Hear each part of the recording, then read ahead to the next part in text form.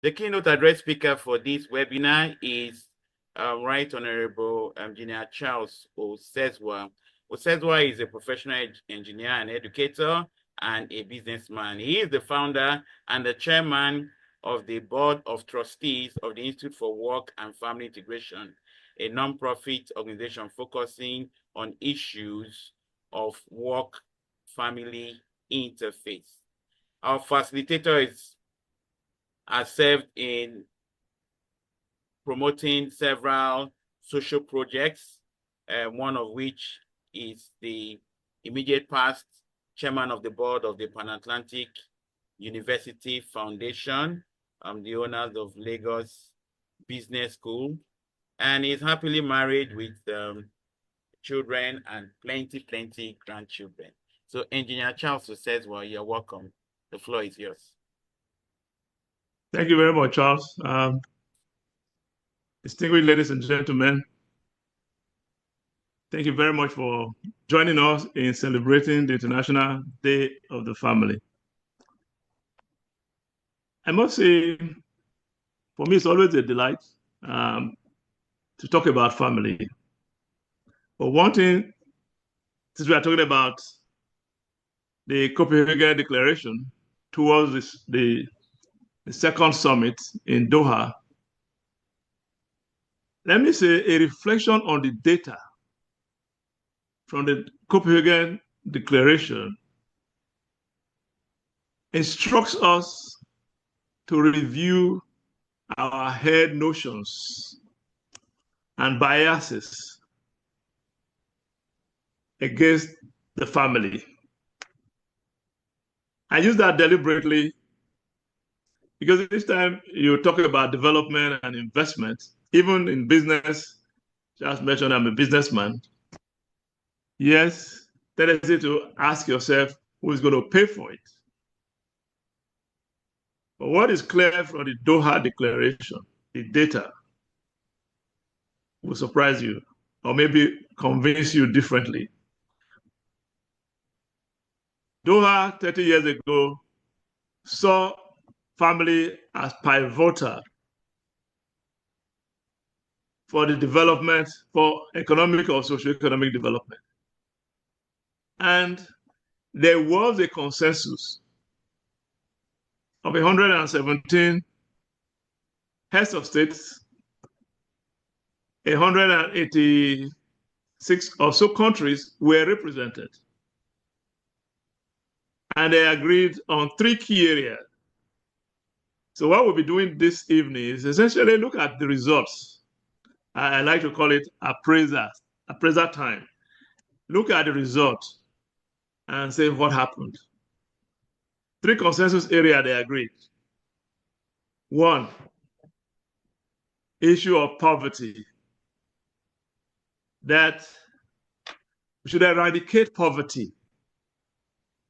They committed themselves to eradicating poverty.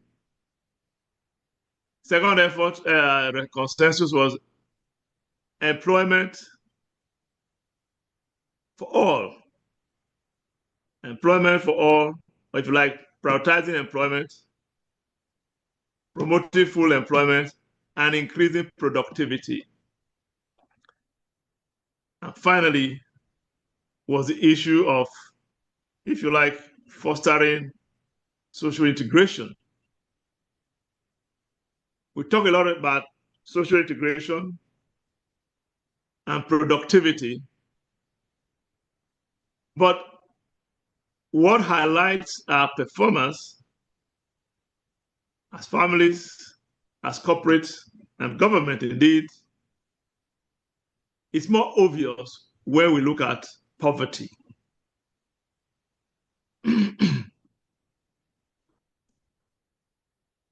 Now,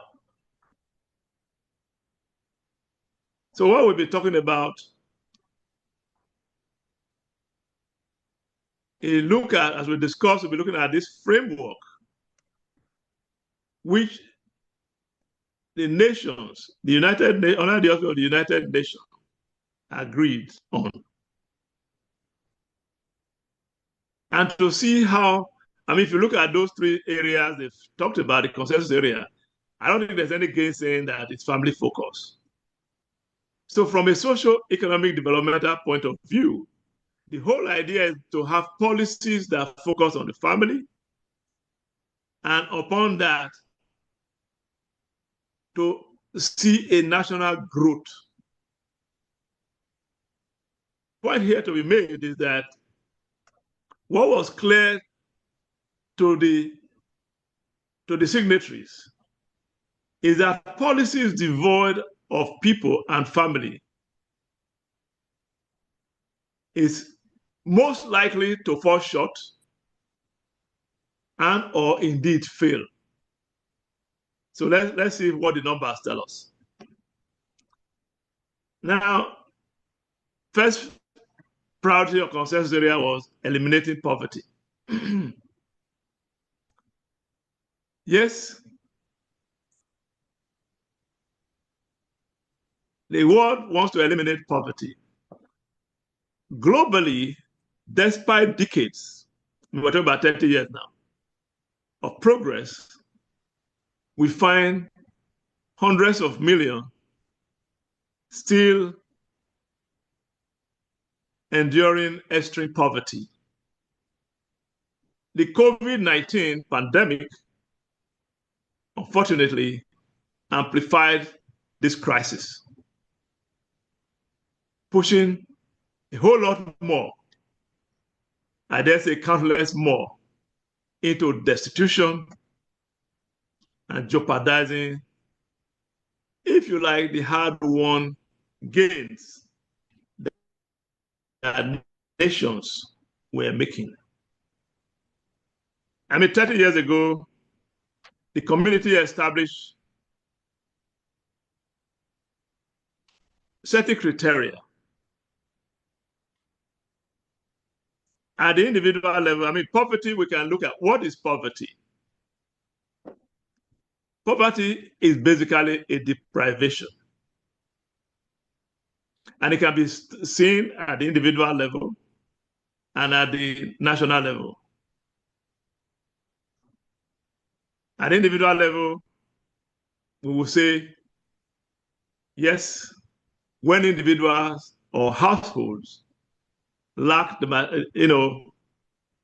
ability to meet their material needs.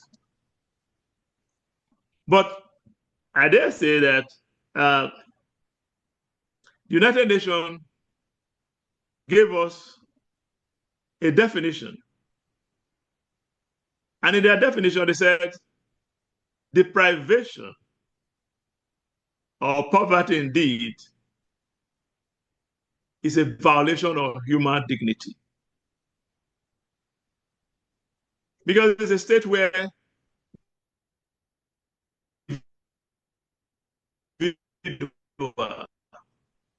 cannot, lacks the capacity, it cannot or lacks the capacity to participate effectively in society.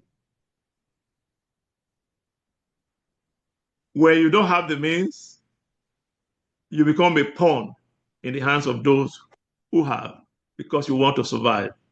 I think in Nigeria, we can say that with our democracy or democratic process.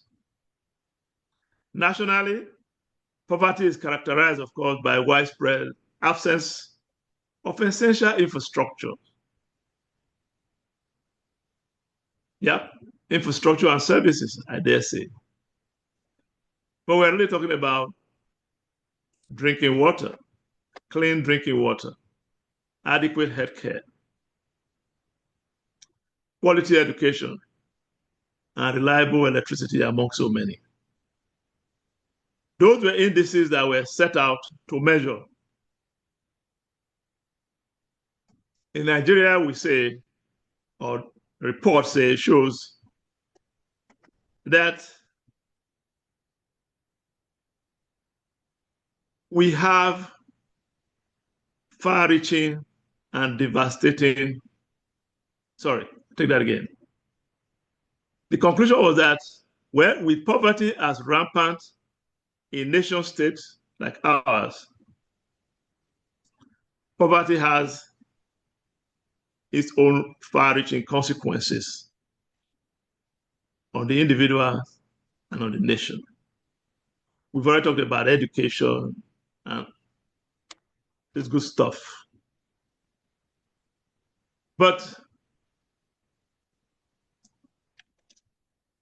with all the good effort in Nigeria, in our case, we find our effort, even well-intentioned, have failed.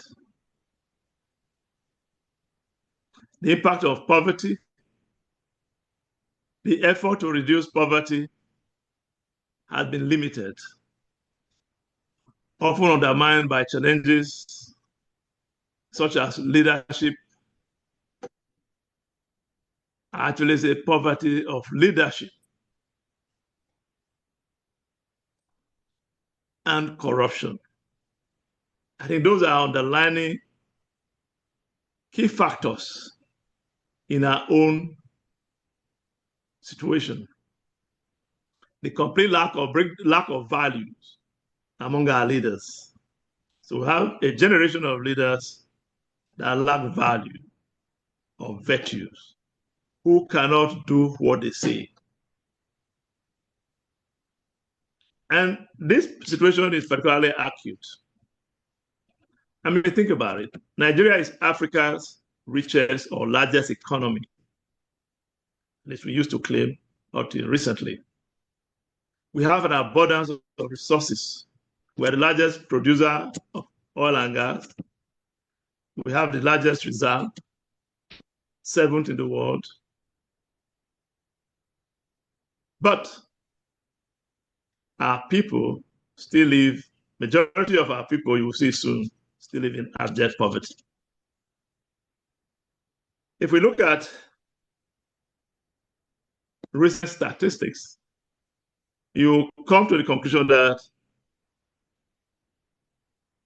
poverty in Nigeria is multidimensional. So it's not only lack of income, but also deprivation in areas such as health, education, and indeed, in all our areas of living standard, our living standard dropped. All the declaration, and Nigeria was a signatory. At that time, we had the military administration. Abacha was the head of state. And statistics tell us 58.4% of our population were living below poverty level. Between 2000 and 2018, we saw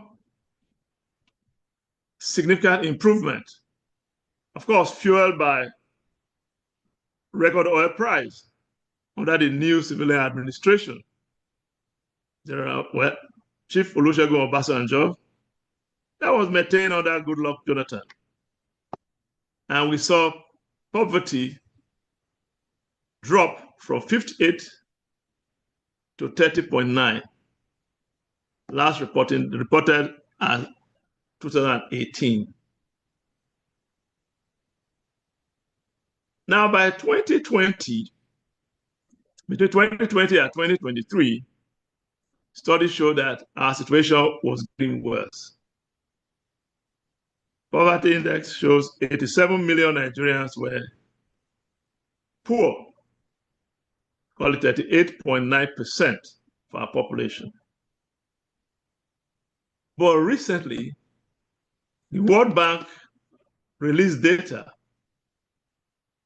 which shows 56% of our population are living below the poverty line.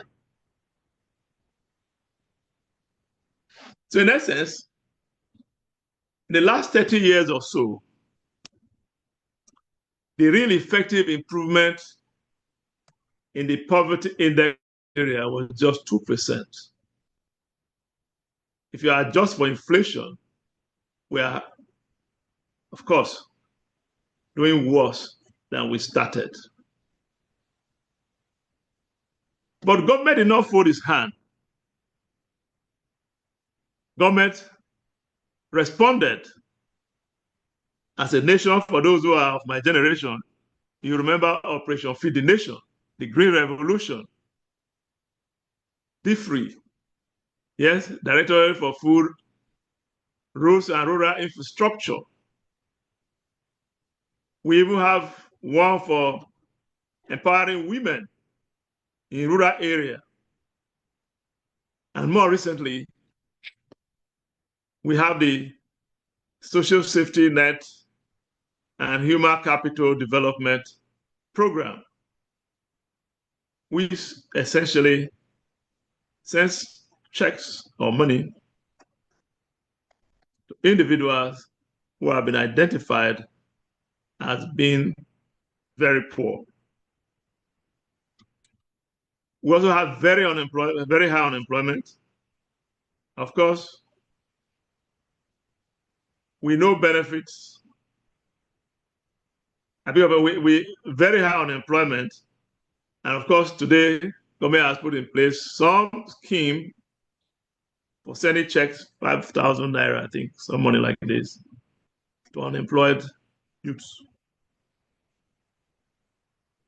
So there have been some efforts, but poverty has its own consequence.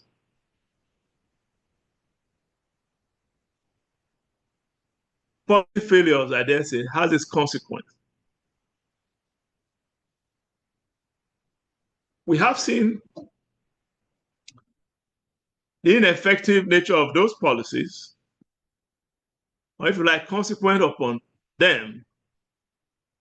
We have, as you can see on the screen there, high crime rates.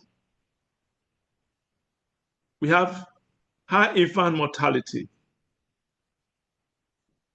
And consequently, life expectancy is diminished. With the spread of insecurity in the nation, people can't go to farm. But there has been, so that was government response to poverty.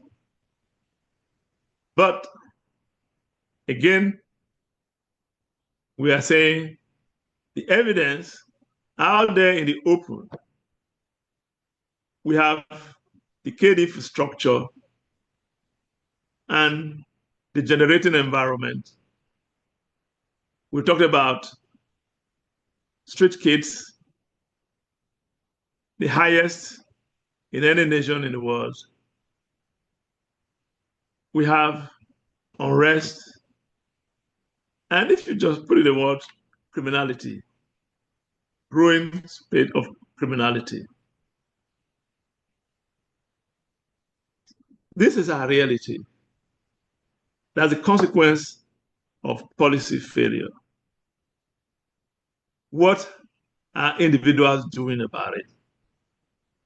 Government is trying, but they have not solved the problem. At the individual and family level, we see, yes, so we said, families, couples are working, learning to survive, working together. Today, more than any time before, we now have more families where the husband and wife are working. In 1985, it was 1995, I beg your pardon. It was barely 19% dual income. Today, dual income families is 79.5%. That is from the National Office of Statistics. The one conducted by the Institute for Work and Family Integration in the highbrow area of Lagos is about almost exactly the same thing, 76.7. So within margin of error, I'll say they are the same numbers. These are facts. Of course, with dual income, parents can meet their needs, but there are consequences. They stay apart more or longer because they are away to work in different locations. The children are left alone with untrained teachers and nannies. So we find strain in relationship and divorce. The increase in divorce in our environment. Well, so the marriage or family is suffering and the children are suffering. I already indicated we have the highest number of street children in the world, in our country. We talk a lot about bullies for those who go to school. They feel bullied, they are on their tablets, and they are delinquent. We have promiscuity, drug and sex among teens because there are no parents. Now, there's no gainsaying that parents are the first teacher. And when parents are involved in the education of their children, everybody is a winner. The child gains self-confidence, is able to withstand bullies because he has his own will and decide what he wants to do. And they're able to achieve higher grades in school, which give them confidence. There's a bit more positive attitude to life. Innate attendance to school goes sky high. And they are more likely to graduate. This is not a uniquely Nigerian situation. But these statistics are essentially a global reference. And countries have taken action, given the necessity and to balance development, even in high capitalist countries like the United States. Governments subsidize daycare center. They provide meals for the children. The idea is to ensure proper supervision. Government in a number of countries provide some sort of subsidy through tax deductions to ensure that parents are able to provide adequately or create a more flexible work environment, or they're able to do part-time job to be able to pay attention to the upbringing of their children. Now, of course, in Nigeria, we have been involved with a lot of advocacy, and we have also provided intervention as an institute. I mean, I think we've trained at least 350 teachers in working with parents for the education of their children so they can learn and acquire knowledge or build collaboration for the proper education of the child in values and morals. So they grow up well-rounded, and you provide, somebody used the word integrity. So they'll be men and women of integrity. A benefit to the work, to businesses, and indeed to government, and directly challenging the deficit of value in our public sector and even in some private sector activity, where corruption runs rampant and well-conceived policies are destroyed by individual greed. It's become more part of the culture. And like they say, culture will eat strategy for breakfast. So, but that's what we see at the corporate level. We talk a lot about productivity. Yes, it's about value. If you are engaged to work, you are expected to put in your normal time and deliver and achieve the minimum, at least give them the best that you can and be productive. But when you live in an environment with a lot of distraction, either from the family or from the society, community, there's a problem. Because our lives are completely integrated. It's the same person that's busy and worried about the family that's also supposed to be dealing with everyday issues in the office. And of course, with eternal distraction and noise, you are hardly able to concentrate. So productivity is down. I mean, think about it. Nigerians thrive anywhere you put them outside Nigeria, they do extremely well. All around the world. They are the most educated in the US, as published. They provide a lot of doctors to the UK, to the Middle East. So you ask yourself, why? Well, a number of factors. We talked about poverty that drives people. The Jack Ba syndrome has been well documented or commented on. But if you have a troubled marriage, for instance, you cannot be effective. Or if a child is sick, you cannot be effective at work.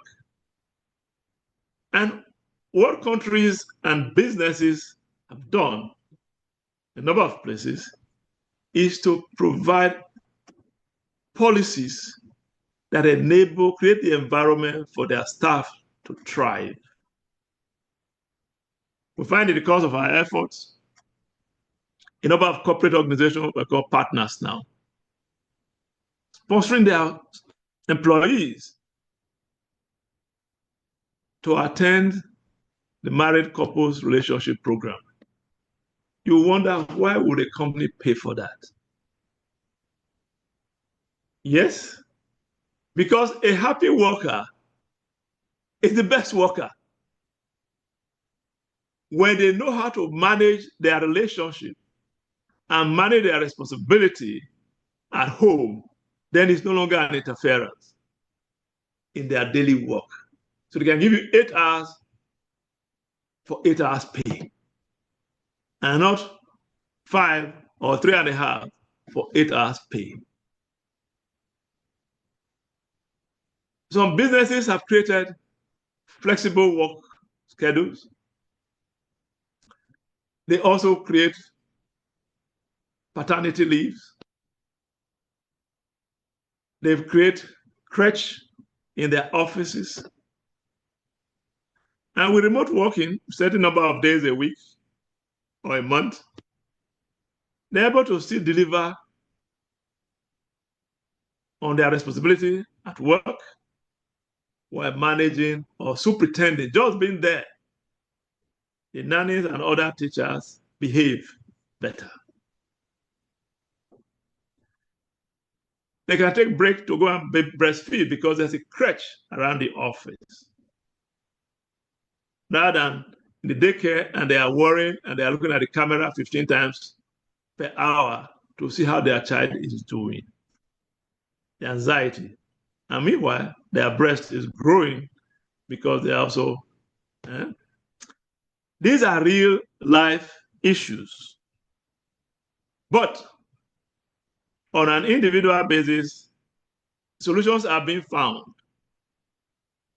And we find, of course, corporate responding, but the number is still very low. Some studies indicate less than 10% are responding to the needs of family and individuals in the workplace to create a harmonious environment for them to work and thrive and be more productive. A happy worker is the best worker. It can give you 110%. Among government, we know Lagos State government has initiated the paternity leave, for which we commend them. I dare say many years ago, we had a relationship where we could provide work-life balance training to a lot of executives from Lagos State government through what they call an organization called Corporate Leisure we work with. We had a secretary to government attending the work family conference.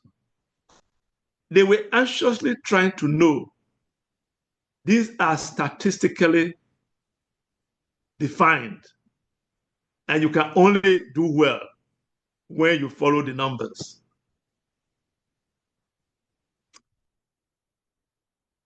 But what we also tell corporate is that there's a need to also respond. Like I said, the data will shock us. Just like nations are not doing well, so also corporate, without a family-friendly environment, also will see that other extraneous issues is impacting productivity. So humanistic management system works. People-centric policy and enable them to be most productive when they're at work. And even when they're not, they still think about the work because they have fallen in love. We give our best when we work with that loving enthusiasm. Now, I may have talked about some of the benefits already with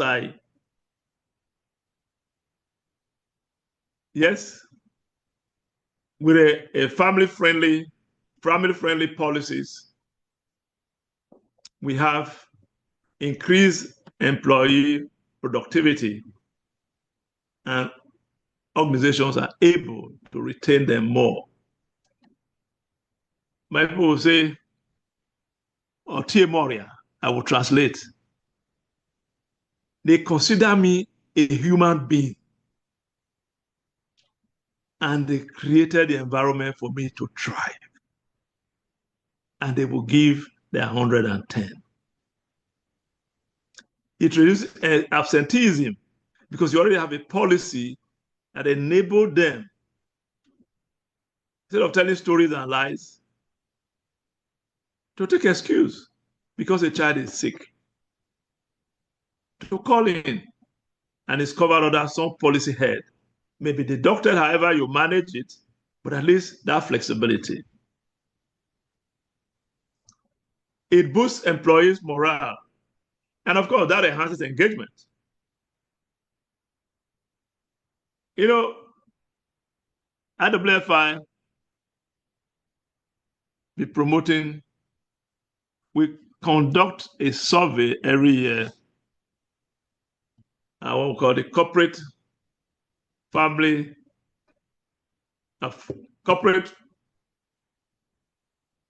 policy index. I think this year we decided to go back and do it as an award.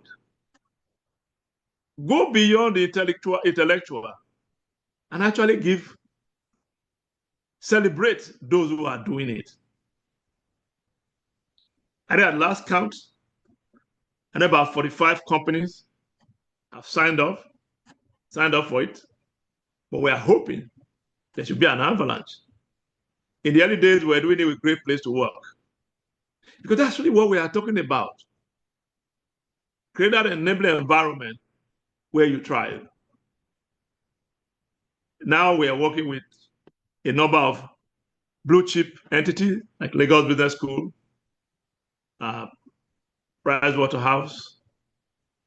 I think about Ernst & Young, no Pricewaterhouse, to bring in auditability and credibility. Yes, because it is important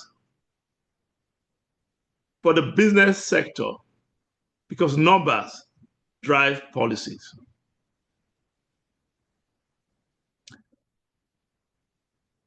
Well, I have to train them on work-life integration. It's the same person. We live and thrive in two spheres. It's work and family. Those are the two overlapping spheres where we live and thrive.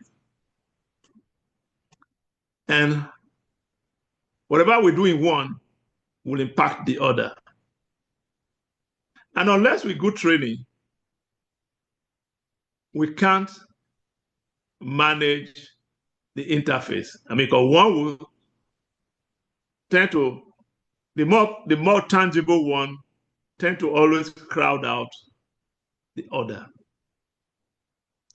So the resources are there, but we need to invest in our employees so they can give us their best.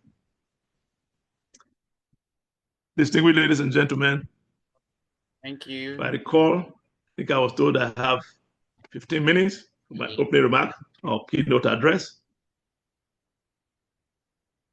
But I'm not sure whether that includes questions and answers.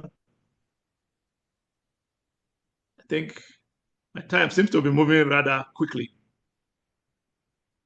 But we are preparing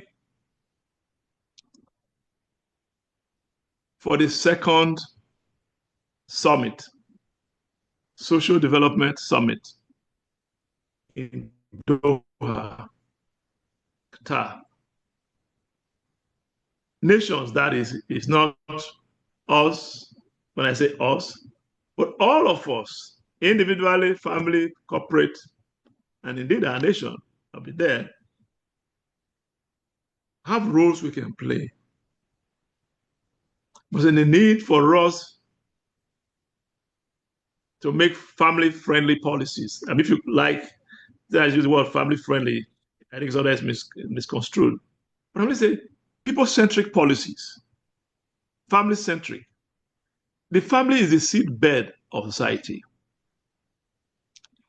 If the family is not doing well, business will suffer, and so also the society and community. As we've seen, the consequences are enormous. We talk about criminality and so on and so forth. It is a natural consequence.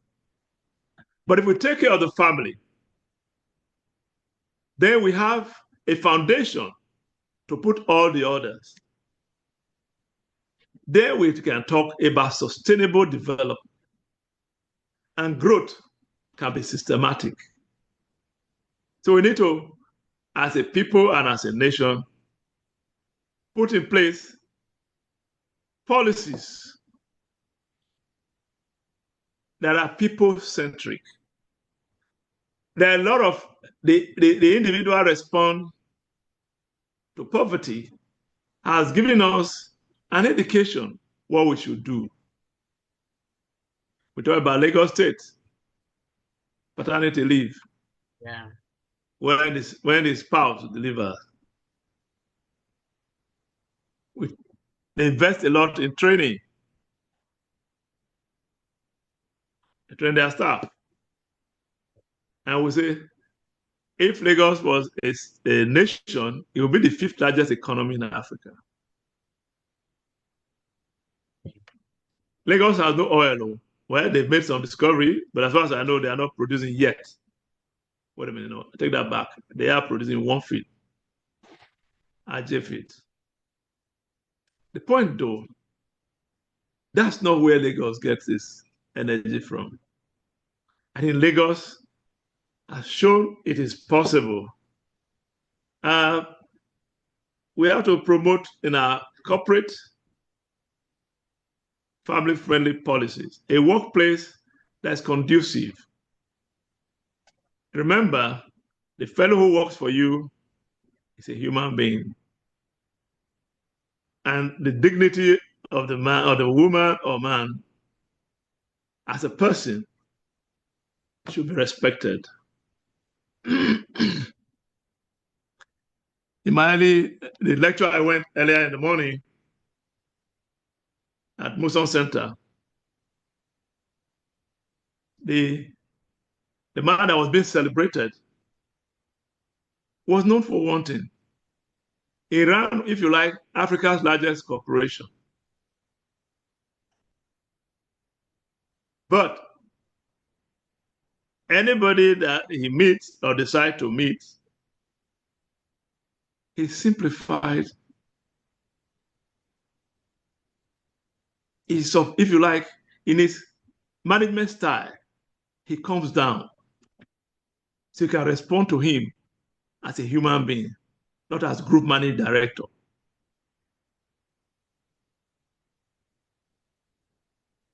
That's creating the environment. So walking the talk. Find some ways to support families, like we talk about crèche. And I think as a nation, we should have a policy on parental involvement in education. We see it here. In the developed world, be it in the US, be it in Europe, we have different variants of it. But a conscious effort to promote parental involvement in the education of their children. Because you can only teach, unless you teach with love, the child will not learn. It will not manifest as well as he or she could be. We need to, yes, there are social support system effort to launch them, but we need to educate our leadership on value. Leadership is education in virtue. I think that's the basic definition. We need to know that it's not about me, but about the common good. I can go on and on this. Yeah, that's slide. true. Yeah. Well, we have to go but now. The point I'm trying to make is this. That unless our policies are people-centric, they are bound to fall short and indeed fail. That is what a review or an appraisal of our performance, even globally, really, global performance in meeting the three consensus objectives of Copenhagen 1995 tells us.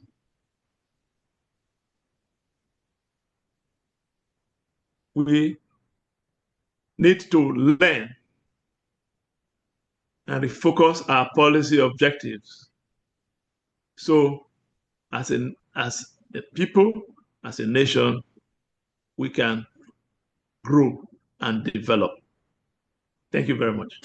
Yeah, thank you very much, Engineer Charles Osezua, for this expose. We'll move immediately to the